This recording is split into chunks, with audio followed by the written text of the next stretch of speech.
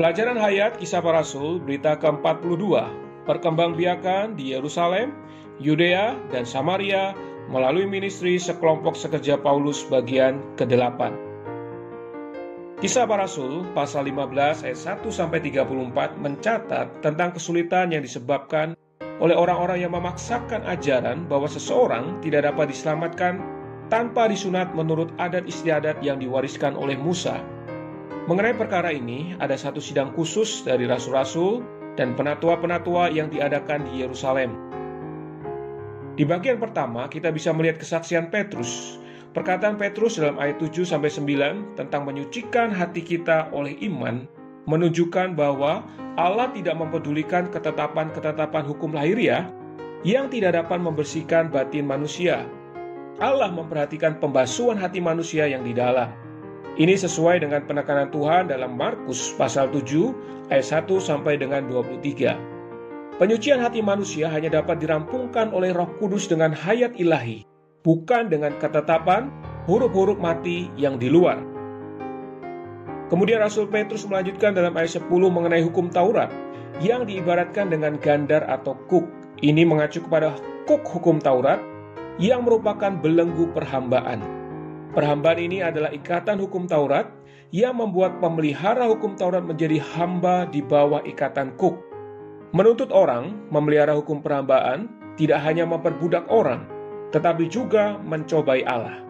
Bahkan Allah tidak dapat dan tidak ingin menyuruh manusia memelihara hukum huruf-huruf yang mati.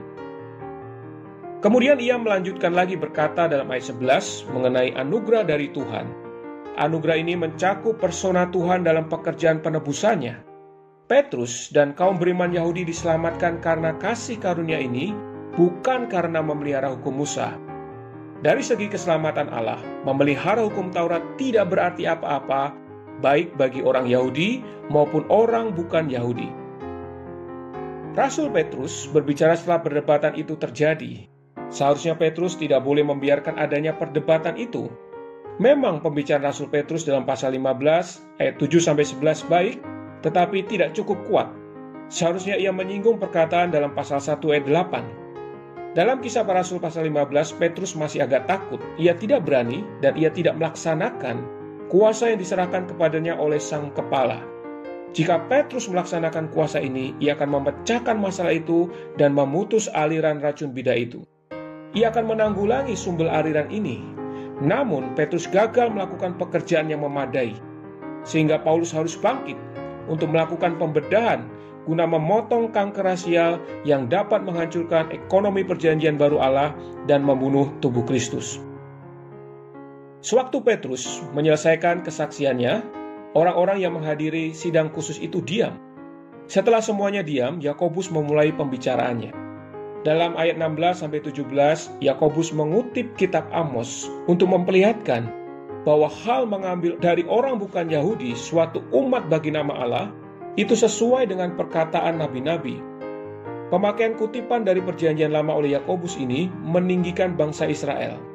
Perkataan supaya dalam pasal 15 ayat 17 menunjukkan bahwa mula-mula Tuhan akan membangun kembali bangsa Israel, dan kemudian bangsa bukan Yahudi, sisa dari ras manusia akan mencari Tuhan.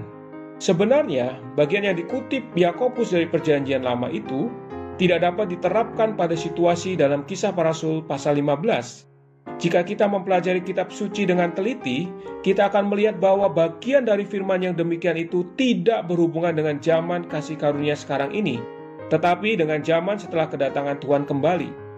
Pada zaman yang akan datang, Tuhan akan membangun kembali pondok Daud yang telah roboh, yaitu Dia akan memulihkan bangsa Israel.